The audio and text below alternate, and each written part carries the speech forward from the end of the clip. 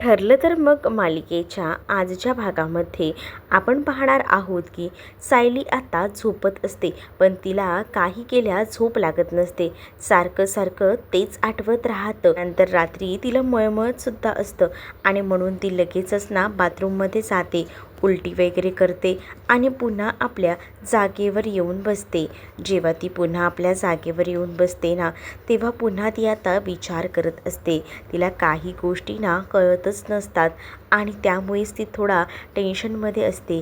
ती आता विचार करते की काय होईल बसलंय हे सगळं काही असं व्हायला नको होतं. आता कपाटामध्ये बघते, कपाटामध्ये फोटो असतो आणि ते फोटोज घेऊन ती आता एकटक बसलेली असते. कारण तिला ना सारख्या त्याच भूतकाळातील गोष्टी आठवत राहतात. ती विचार करते की तन्वीचं बालपण हे मला का दिसतंय. काही गोष्टी तिला रिअलाईज होत नसतात, काही गोष्टी कळत नसतात काय करावं ते, आणि त्यामुळेच ना ती थोडी टेन्शनमध्ये आलेली असते. आणि तेव्हाच ना ती आता एकटक त्या फोटोजकडे बघत असते. तेच आता अर्जुनला सुद्धा जाग येते. अर्जुन जो आहे तो आता सायलीकडे बघू लागतो आणि सायलीला म्हणत असतो की सायली, काय झालं आहे, कसला एवढा विचार करतेस. आणि तुला मी म्हटलं आहे की या सगळ्या काही गोष्टींचा एवढा विचार करत बसू नकोस. जर तू आता एवढा विचार करत बसशील ना तर त्याचा प्रॉब्लेम होणार आहे तुझ्या बॉडीवर. आणि तुला तर माहिती आहे की पूर्ण अचिनपुरती हे तन्वी जे काही नाटक आहे ते ठीक आहे. इथे रूममध्ये येऊनसुद्धा तू त्या फोटो बघत बसतेस आणि मग विचार करतेस ना, या सगळ्या काही गोष्टी मला आवडत नाही आहेत आणि या सगळ्या गोष्टींमध्ये इतका रसही तू देऊ नकोस, असंही आता सांगितलं जातं. आता जेव्हा एवढ्या सगळ्या गोष्टी सांगितल्या जातात ना, तेव्हा सायली मात्र जी आहे ती आता विचार करत असते. सायली म्हणत असते की ठीक आहे, अर्जुनने सांगितलेलं असतं की पहिल्यांदा उद्या पूर्ण अजिनकडे हे फोटो देऊन दे. इथे या रूममध्ये मला फोटोज दिसायला नको.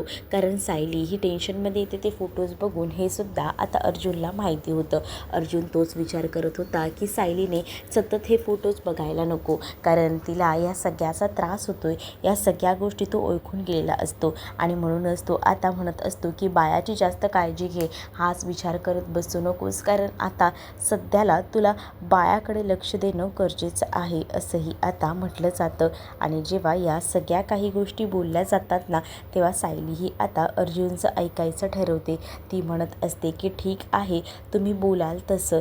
पण आता अर्जुनही तिला समजावत असतो, तू माझ्या बोलण्याचा राग मानून घेऊ नकोस, पण तू फक्त त्याच गोष्टीचा विचार करतेस ना आणि म्हणूनच मला नको वाटतं. हे सतत घेत बसू नकोस, असं देखील आता त्याने तिला सांगितलेलं असतं. मग तीही त्याचं बोलणं ऐकते. तर दुसरीकडे मात्र आता तिने आता सांगितल्याप्रमाणे ते फोटोज कपाटामध्ये ठेवून दिलेले असतात. कारण त्याच गोष्टी आठवून तिला होणारा त्रास हा तिला जाणवत असतो. कारण तिला रात्रीची झोपसुद्धा आता अवघड झालेली असते. तिला असं वाटत असतं की ती तन्वी म्हणजे तीच आहे, मग या तन्वीचे भास तिला का होत आहेत, हा मुळात प्रश्न असतो. मग ती आता अर्जुनच्या सांगण्यावर ना बेडवर येऊन झोपते, पण मनामध्ये सतत तेच विचार. दुसरीकडे साक्षी आणि सचिनचं कन्व्हर्सेशन दाखवलं आहे. साक्षी ही आता म्हणत असते की मला माहिती आहे तुला या सगळ्याचा त्रास होतोय, पण मी काय म्हणते तू ऐकून घेतोयस का. आपल्या अफेअरबद्दल ती लोक चर्चा करतील हे तू म्हणतोय, पण नको काळजी करूस इतकी. ती लोक आपल्या अफेअरबद्दल काहीच करू शकत नाही, कारण मी आहे ना तुझ्यासोबत. आपण नक्कीच प्रॉब्लेम सॉल्व करू शकतो आणि यावर माझ्याकडे एक सोल्युशन आहे. सचिन विचारतो, आता यावर तुझ्याकडे काय सोल्युशन आहे ते तर सांग. मग आता सचिनला ती सांगत असते की माझा विचार ना पक्का झालेला आहे, म्हणजेच मला काही गोष्टी ज्या आहेत ना त्या आता कळलेल्या आहेत. मग आता सचिन म्हणत असतो की हे काही सोल्युशन झालं का, पण तू हे सगळं काय म्हणते साक्षी, म्हणजे तू प्लॅस्टिक सर्जरी, हो प्लॅस्टिक सर्जरीच करावी लागणार आहे, तेव्हाच तर माझी आयडेंटिटी लपून राहणार आहे. कारण जर अशीच मी राहिले ना तर प्रॉब्लेम होऊ शकतो आणि तो प्रॉब्लेम मला नको आहे. आणि याचसाठी मी निर्णय घेतलेला आहे. नाहीतर ती सायली अर्जुन माझ्यापर्यंत कधीही कुठेही पोचू शकतात. आणि तुला मी एक गोष्ट सांगू का, काय आहे ना, मला ना थोडी भीती वाटते. कारण जर मी माझा लुक चेंज केला ना तर ती लोकं कोर्टातसुद्धा काही सादर करू शकणार नाही. मग आता तो तिला म्हणत असतो की या सगळ्यासाठी खूप जास्त वेळ जाईल. म्हणजे आधी आपल्याला डॉक्टरांशी व्यवस्थित बोलावं लागेल. त्यावर साक्षी सचिनला म्हणते की मी ऑलरेडी डॉक्टरांशी सगळं बोलून आली आहे. आजच मला त्यांनी बोलवलेलं आहे या प्लॅस्टिक सर्जरीसाठी. जेव्हा मी प्लॅस्टिक सर्जरी करेन ना तेव्हा तर मला कोणीही ओळखू शकणार नाही आणि तेव्हा मी व्यवस्थित सगळ्यांसमोर अशी येऊ शकेन. मग तुला काय वाटतं, चालेल ना हे सगळं काही गोष्ट? मग आता तू खरंच स्वतःच्या चेहऱ्यावर स्वतःच्या हाताने हे करून घेतलं आहेस ना, खरं खरं सांग. त्यावर सचिनला साक्षी सांगते की हो, मी सगळं काही स्वतःच्याच हाताने करून घेतलेलं आहे. कारण मला ना या सगळ्या काही गोष्टी नाही होत होत्या सहन. मग मी विचार केला की त्यापेक्षा जर स्वतःची आयडेंटिटी बदलली ना तर मला कोणीही ओळखू शकणार नाही, असंही आता ती म्हणत असते. मग या सगळ्या गोष्टी आता सचिनसुद्धा त्याचा बारकाईनं विचार करत असतो आणि सचिनलासुद्धा या गोष्टी पटत असतात. तरी ते सचिनही म्हणत असतो की जर हिने खरंच प्लॅस्टिक सर्जरी केली ना तर मी कुठेही कोणालाही बिनधास्तपणे सांगू शकतो. या लोकांना साक्षी कधीच सापडणार नाही, असाही विचार तो करत असतो. मग ही केस मीच जिंकलो अशाही आविर्भावात तो असतो आणि त्यामुळेच ना त्याला एकदम भारी वाटत असतं. तर दुसरीकडे मात्र आता पाहायला मिळतं की सगळीजणं ना निघालेली असतात. कारण केस असते आणि सायली सगळ्यांच्या हातावर दही वगैरे देत असते. सायली म्हणत असते की खरं तर मी सुद्धा आले असते, पण मला काही जास्त वेळ कोर्टात बसता येत नाही. तुम्हाला तर माहिती आहे मला सारखा उलट्यांचा त्रास होतो आणि म्हणूनच मग मला हा त्रास नको वाटतो. म्हणून मला असं वाटतंय की नको प्लीज, मी इथेच थांबते, असंही आता ती म्हणू लागते. जेव्हा आता ती ह्या सगळ्या काही गोष्टी बोलते ना तेव्हा जी अस्मिता आहे तीसुद्धा तिला समजून घेते आणि ती म्हणत असते की ठीक आहे, चालेल ना, काही हरकत नाही आहे. तू म्हणतेस थांब घरात, उगाच ना तू तिथे आलीस तर तुलासुद्धा त्रास होईल आणि त्याचे सगळे परिणाम बाळावर होतील. त्यापेक्षा तू घरातच थांब, असं देखील अस्मिताने सायलीला सांगितलेलं असतं. सायली म्हणत असते की काळजी करू नका, सगळं काही नीट होईल कोर्टामध्ये. आणि त्यानंतर तिने सगळ्यांनाच उभारी दिलेली असते. मग आता अर्जुन, चैतन्य, त्यासोबत अस्मिता, कल्पना, प्रताप हे सगळेजण आता कोर्टामध्ये जायला निघालेले असतात. सायलीला सांगितलेलं असतं की तू कुठेही जाऊ नकोस, घरातच थांब आणि एका जागेवरनं दुसरीकडे हलू नकोस, कारण तुला माहिती आहे तुला सारखं गरगरल्यासारखं होतं. हे सुद्धा आता सायलीला कल्पना सांगत असते. सायली म्हणत असते की आई तुम्ही माझी काळजी करू नका, मी इथे आहे ना, मी बघून घेईन माझं काय ते. तुम्ही माझी काळजी करत राहिलात ना तर उगाच ना त्रास होईल या सगळ्याचा, असंही ती आता म्हणू लागते. दुसरीकडे आता पाहायला मिळत असतं की सगळीजणं आता निघालेली असतात. जेव्हा आता सगळीजणं बाहेर निघतात ना तेव्हा मात्र आता जाताना सायलीला काही इन्स्ट्रक्शन देतात. कारण त्यांना माहिती आहे सायली ही नुसती धुडधुडी आहे, इकडनं तिकडे जाणार आणि म्हणूनच मग फक्त पूर्ण आजी आहे त्यांची काळजी घे, आम्ही येतोच आणि स्वतःकडे जरा जास्तच लक्ष दे, हेही तिला सांगितलेलं असतं. आणि मग काय, ती आता जात असते. तर दुसरीकडे आता सगळ्यांना जाताना ती बाय बोलत असते. अर्जुनही मागे थांबलेला असतो. अर्जुनही आता सायलीला बाय वगैरे बोलतो आणि बायाची काळजी व्यवस्थित घे, असं देखील त्याने आता तिला सांगितलेलं असतं आणि ती लोकं आता जायला निघतात. तर दुसरीकडे मात्र आता पाहायला मिळत असतं की सचिनने आता आपल्या आईबाबांना एका ठिकाणी आणलेलं असतं, जे असतं वृद्धाश्रम. त्या वृद्धाश्रममध्ये जेव्हा तो घेऊन येतो तेव्हा त्याचे आईबाबा त्याला विचारतात की तू आम्हाला इथे का घेऊन आला आहेस. त्यावर आता तो म्हणत असतो की इथे मी यासाठी तुम्हाला घेऊन आलो आहे कारण आपल्या घरात आता तुम्हाला थांबता येणार नाही. अरे आपल्या घरात काय प्रॉब्लेम आहे? अहो तसं नाही, तुम्हाला सांगू का, मी काही लोकांकडनं पैसे घेतलेत कर्जाने, मग ती लोक घरी येतील आणि मग तुम्हाला त्रास देतील आणि तुम्हाला त्रास दिलेला मला चालणार नाही आणि यासाठी मी तुम्हाला इथे शिफ्ट करतोय. ते काय आहे ना, एवढे दिवस मी अर्जुन सुभेदारच्या घरात होतो, मग त्याला घाबरून कोणी येत नव्हतं, पण आता इथे तर कोणच नाही आहे ना, मग तुम्हाला सारखे धमक्या देणार आणि त्यापेक्षा तुम्हाला तो त्रास होणार. म्हणून मी तुम्हाला या वृद्धाश्रमात ठेवतोय. तुम्हाला ज्या ज्या काही गोष्टी हव्या आहेत ना त्या सगळ्या काही गोष्टींचं सोल्युशन तुम्हाला इथे मिळेल, त्यामुळे काळजी करू नका, असं देखील आता सांगितलेलं असतं. जेव्हा आता या सगळ्या काही गोष्टी सांगितल्या जातात तेव्हा मात्र आता ती म्हणत असते की ठीक आहे चालेल.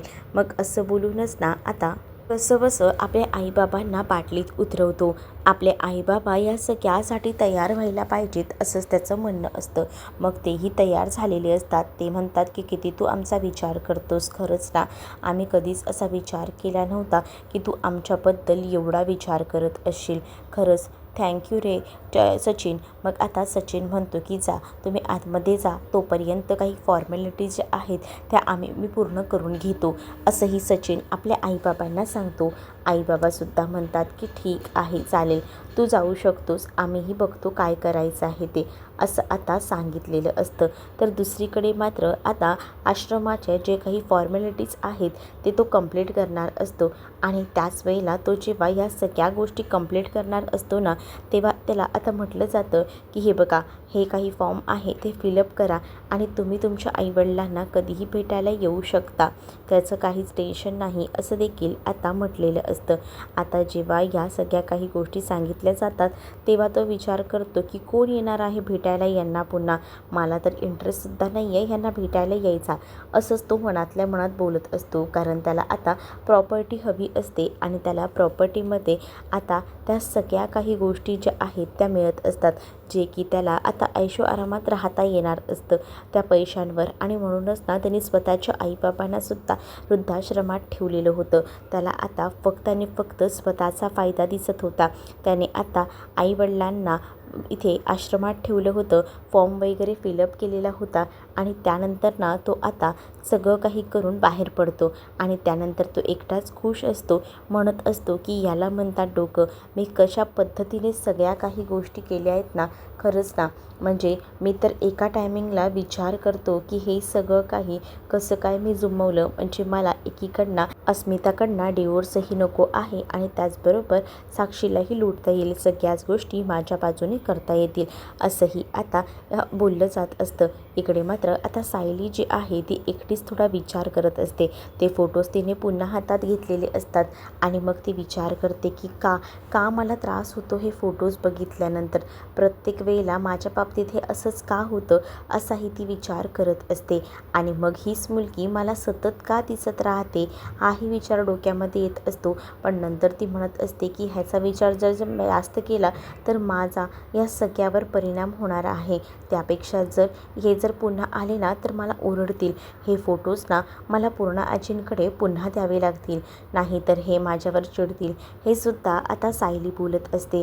सायली जेव्हा या सगळ्या काही गोष्टी बोलत असते ना तेव्हा ती ठरवते की हे जे काही फोटोज आहेत ते आपण देऊन टाकायला हवेत आणि यासाठी ती आता विचार करत असते. पण तिला ही गोष्ट कळत नसते की ती लहानपणची तन्वी मलाच का आठवते, तिचे सगळे भास मलाच का होत आहेत असाही विचार ना आता मनामध्ये येऊ लागलेला असतो. आणि मग ती बघतच राहते. मग तेव्हाच ना तिच्या हातात ना एक फोटो खाली पडतो जो की तो तन्वीचा असतो. मग ती हळूच तो फोटो उचलायला जाते, पण तेव्हासुद्धा मनामध्ये तेच सगळे विचार, का होतोय मला हा सगळा त्रास असंही तिला आता कळत नसतं. आणि त्यामुळेच ना थोडासा विचार ती करत असते. तेवढ्यातच तिकडे आता विमल आलेली असते आणि पूर्ण आजींच्या बीपीच्या गोळ्या कोणत्या आहेत मला जरा सांगता का, म्हणजे मलाही कळतील ना कोणत्या गोळ्या बीपीच्या आहेत त्या, मग जरा येता का ताई, मला बघा ना, सांगा ना. मग आता सायली म्हणत असते की थांबा मी येते. मग सायलीने ते फोटोज घेऊन जायचे सोडून पुन्हा एकदा त्या कपाटामध्ये ठेवून दिलेले असतात. आणि कपाटामध्ये जेव्हा ती पुन्हा एकदा फोटोज ठेवते ना तेव्हा मात्र आता ती पूर्ण आजींच्या रूममध्ये जायला निघते. इकडे कोर्टातला सीन दाखवलेला आहे. कोर्टामध्ये आता सगळीजणं समोरासमोर असतात. तर त्याच वेळेला आता आपल्याकडे आता डिस्कस होणार आहे अस्मिता आणि त्याचसोबत इथे असणारा हा सचिन दीक्षित यांच्या होणाऱ्या घटस्फोटाबद्दल आपण चर्चा करणार आहोत. तुम्हाला हा घटस्फोट खरंच हवा आहे का दोघांनासुद्धा? त्यावर अस्मिता सांगत असते की हो, मला हा घटस्फोट हवा आहे बाय एनी हुक, कारण मला या माणसाने आतापर्यंत खूप त्रास दिला आहे. आतापर्यंत या माणसाने माझ्यासोबत माझ्या कुटुंबालासुद्धा त्रास दिला आहे. याने माझी फसवणूक केलेली आहे, कर्ज तर खूप काढून ठेवलेले आहेत. मला न सांगता त्याने त्याची कॅनडाची नोकरीसुद्धा सोडलेली आहे आणि सोबतच त्याने माझ्यासोबत अजून खूप काही केलेलं आहे, म्हणजेच याचं बाहेर एका मुलीसोबत अफेअरसुद्धा आहे आणि आता तो स्वतःच्या मुलाची जबाबदारी स्वीकारायला सुद्धा नाही बोलतोय आणि म्हणूनच आता आम्हाला असं वाटते की ह्याच्यासोबत मला नाही राहायचं, मला वेगळं व्हायचं आहे असं देखील आता म्हटलं जातं. तेव्हाच ना आता या सगळ्या काही गोष्टी सांगितल्या जातात, तेव्हा मात्र आता ज्या अस्मिता आहे तिच्या काही गोष्टी ज्या आहेत त्या कळलेल्या असतात. मग आता सचिनला बोलायची संधी दिली जात असते. सचिनला विचारलं जातं की तुला डिवोर्स हवा आहे ना? त्यावर सचिन म्हणत असतो की आता काय बोलू, मला खरं तर न राहून बोलून काही चालणार आहे का? कारण मला तर घेतलंच पाहिजे ना समजून. जर माझ्याच बायकोला माझ्यावर प्रेम नसेल, माझ्यासोबत राहायचं नसेल तर ती अशीच वागणार ना, असंही आता तो म्हणत असतो. तेव्हाच ना इकडे हे सगळं बघून इकडे एकमेकांकडे कल्पना प्रताप बघत असतात. तर लगेच अस्मिता म्हणत असते की निदान आता तरी खरं बोल ना, का त्रास देतोयस, का मनस्ताप देतोयस? मी तुला काय केलं आहे? तूच मला एवढा त्रास दिलायस, तूच मला सतवला आहेस, तूच मला त्रास दिलायस आणि आता वर इकडे कोर्टात खोटं सांगतोयस. त्याच वेळेला जज सांगतात की मिस अस्मिता त्यांना बोलू द्या, कारण तुम्हाला तुमची संधी दिली होती तशी त्यांनाही त्यांची संधी मिळायला हवी, म्हणून त्यांना बोलू द्या, प्लीज मध्ये बोलू नका, असं देखील आता सांगितलं जातं. आणि जेव्हा या सगळ्या गोष्टी सांगितल्या जातात तेव्हा आता इकडे अर्जुनची चिडचिड होत असते आणि तो म्हणत असतो की सचिन, की या सगळ्यामध्ये ना खरं तर ना दोष असेल तो म्हणजे हिच्या कुटुंबाचा. हिच्या कुटुंबाला असं वाटतं की आम्ही एकत्र राहू नये आणि त्यामुळेच ना हिचा भाऊ, याची वहिनी, त्याचसोबत हिचे आईबाबा आम्हा दोघांना वेगळं करण्यासाठी ना काही देखील करायला तयार आहेत. त्यामुळेच ते हिलाही भडकवत आहेत, पण हिला या गोष्टी कळत नाही आहेत. त्यामुळेच ना हे सगळं घडत आहे. आता मला तरी हिच्यापासून वेगळं व्हायचं नाही आहे, पण जर हिचीच इच्छा असेल की माझ्यापासून वेगळं व्हायचं आणि तिला दुसऱ्या कोणासोबत काही संसार करायचा असेल तर हा तिचा पॉईंट आहे. पण माझा पॉईंट हाच आहे की मला वेगळं व्हायचं नाही आहे, पण तरीसुद्धा मला हिच्या आनंदासाठी, हिच्या खुशीसाठी वेगळं व्हावं लागणार आहे, असंही आता काहीसं तो बोलत असतो. आणि जेव्हा या सगळ्या काही तो गोष्टी बोलून दाखवतो ना, तेव्हा मात्र आता इथे असणाऱ्या अस्मिताला राग येत असतो. त्याच वेळेला अर्जुनही उठून उभा राहतो आणि तो बोलायला सुरुवात करतो. तेच आता अर्जुनला जज थांबवतात आणि म्हणतात की आज आपल्याला इथे वार करायचे नाही आहेत, आपल्याला फक्त या दोघांचंही म्हणणं ऐकून घ्यायचं आहे. एवढंच आज काही या कोर्टामध्ये होणार आहे, नंतर आपण ज्या काही गोष्टी आहेत त्या बघूया, असंही आता अर्जुनला सांगितलं जातं. त्यामुळे अर्जुनला शांत बसावं लागतं. दुसरीकडे आता स्वतः तो किती सभ्य आहे आणि तो किती चांगला आहे आणि हे सगळं काही सचिन चांगलं वागून ना कोर्टामध्ये दाखवत असतो. म्हणजेच त्याची इमेज एवढी चांगली दाखवत असतो ना तो, की जजलासुद्धा त्याच्यावर विश्वास बसायला हवा आणि ह्याला खरंच न्याय मिळवून द्यायला हवा, असंच त्याचं काहीसं वागणं बोलणं असतं. आणि त्याचं वागणं बोलणं ऐकूनच ना आता सगळ्यांनाच एकदम विचार पडलेला असतो की खरंच ना काय बोलावं आता, म्हणजे एवढं वागणं एवढं कसं काय बदलू शकते एखाद्याचं, असाही विचार ना आता केला जात असतो. पण त्याची ही सगळी नाटकं असतात. पण दुसरीकडे आता ह्या दोघांचेही विचार ऐकून फक्त घेतलेले असतात आजच्या या हिअरिंगमध्ये. उद्याच्या हिअरिंगमध्ये जेव्हा पुढची हिअरिंग लागेल तेव्हा या सगळ्यावर तुम्हाला जर काय वाद घालायचा असेल, काही बोलायचं असेल तर तेव्हा बोलू शकता. आज फक्त तुमचं हे बोलणंच ऐकायचं होतं. आता जज तर निघून जातात, पण तेव्हाच ना दुसरीकडे पाहायला मिळत असतं की जेव्हा अर्जुन जो आहे तो सचिनकडे जातो तेव्हा सचिनला म्हणत असतो की हा साळसूटपणाचा म्हणून तुला असं वाटत असेल की ह्या कोर्टामध्ये सगळ्या काही गोष्टी तू म्हणालायस त्या पद्धतीने होतील, तर हा तुझा गैरसमज आहे. या गोष्टी काही तुझ्या म्हणण्याप्रमाणे होणार नाही आहेत, असंही आता बोललं जात असतं. तर दुसरीकडे मात्र आता पाहायला मिळतं की अर्जुन जो आहे तो थोडा विचार करत असतो आणि अर्जुनला आता सांगितलं जातं की तू जो आहेस ना तो एक गोष्ट लक्षात ठेव, क्रिमिनल वकील आहेस आणि तू पहिल्यांदा ही डिवोर्सची केस घेतलेली आहे तुझ्या बहिणीमुळे, पण ही केस तू आता हरणार आहेस. कारण बघ ना या केसमध्ये मी कसा हरवतो तुला, असंही आता तो मुद्दाम बोलत असतो. दुसरीकडे आता जी सायली आहे ती बसलेली असते पूर्ण आजींसोबत. पूर्ण आजी म्हणत असतात की अगं तन्वी, ही सायली कुठेच दिसत नाही गं, गेले काही दिवस मी बघते, कुठे गेली आहे का ती, असंही आता म्हटलं जातं. तिला मधुभाऊंना हॉस्पिटलमध्ये घेऊन गेलेली आहे. तिला आता काही दिवस मधुभाऊंसोबत राहायला लागणार आहे ना, त्यामुळेच ती येणार नाही. अगं तन्वी, मला असं वाटतं ना की सायलीलासुद्धा दिवस जायला हवेत. म्हणजे कसं ना, सायली ही एकदम व्यवस्थित बायासोबत खुश राहील आणि तुझ्यासोबतसुद्धा तर सगळं चांगलं व्हायला हवं असं मला वाटतं. असंही आता पूर्णा आजी बोलून जाते. तर दुसरीकडे सायली पूर्णा आजींच्या बोलण्याचा विचार करत असते. मग तिकडे आता अश्विनही असतो.